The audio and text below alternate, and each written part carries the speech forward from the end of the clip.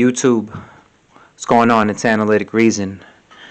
I know I've been away for a while, and I told you I was gonna sporadically pick some picks when the opportunity arose. But to be honest, I haven't been looking at NBA, in a capping standpoint. I actually been working on a side project, and I kind of been overwhelmed with that. And once that's done, I'm gonna, I'll present that to you on this channel, and hopefully bring some value to this world. But yeah, I just want to show you the spreadsheet that that I used for the regular season. And yeah, here's my wins: 66 wins, 51 losses, 1 push. So if you were $100 better, your total profit for the season was $990.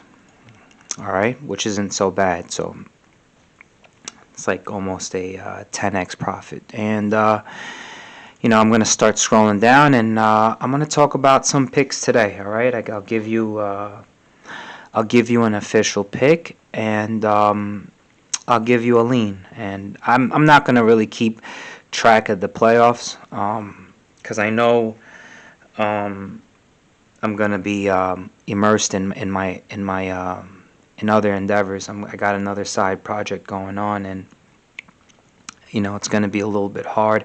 I really should have smashed the.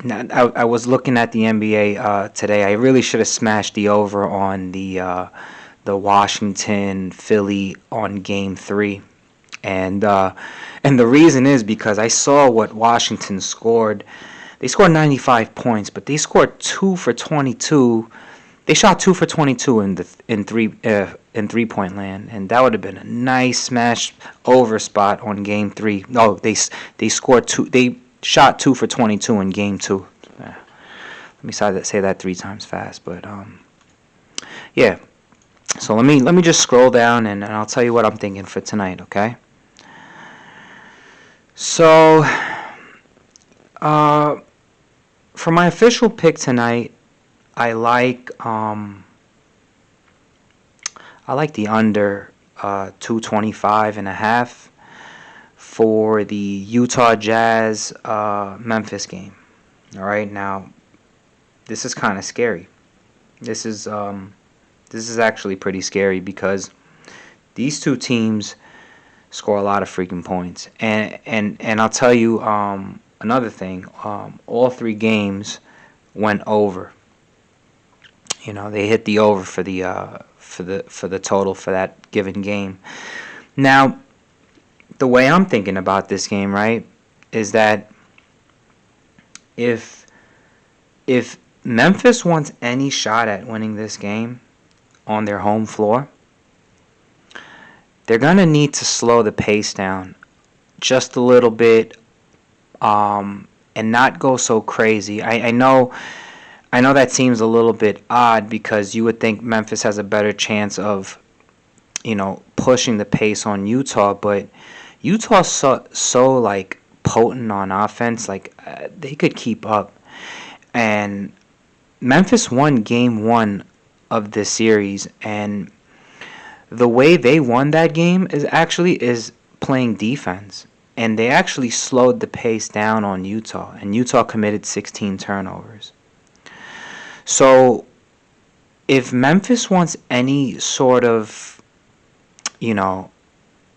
chance at this game, they're going to need to kind of slow down and play defense, because, you got Mitchell and Connolly, and all these guys are going to go nuts. And if you want to go to war on a shootout with Utah, I don't think that's a smart idea. I don't think that's really I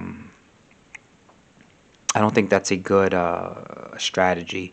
You're gonna need to pick your spots. You're gonna have to run when you can, but for the most part, you're gonna have to slow down the pace and play defense. You can't do what you got to do to Utah, and 225 and a half is a lot. if you think about it, because all it really takes is one bad quarter. All it takes is a 50-point quarter to really, you know what I mean? That's all it really takes. It just takes one 50-point quarter to really, now you got to play catch up. So under 225 seems like a good solid value if you think about it, because you got to think, how's Memphis going to win this game?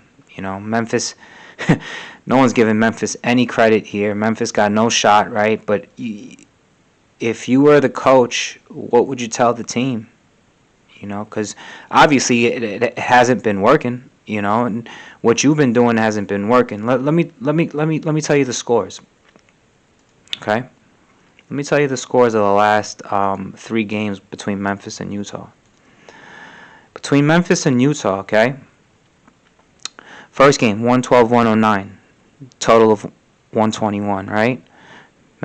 Memphis won that game. But now Mitchell comes back, game 2. They lost 141-129. You see what I'm saying? And then the third game, 121-111. So you can't really outscore Utah in a battle here. You're gonna need to slow it down and play defense and trying to get Utah out of their rhythm. Now Utah's really good. I think their half-court sets are pretty good too. But the more you slow it down, because I think Utah's gonna expect Memphis to run. You got to kind of go in there, with that contrarian thinking. So yeah, I like Memphis to slow it down. That's why I like the under. So I'm going to go under 225.5. And for a lean, Wizards got to go over, right? You got to go over on this game, right?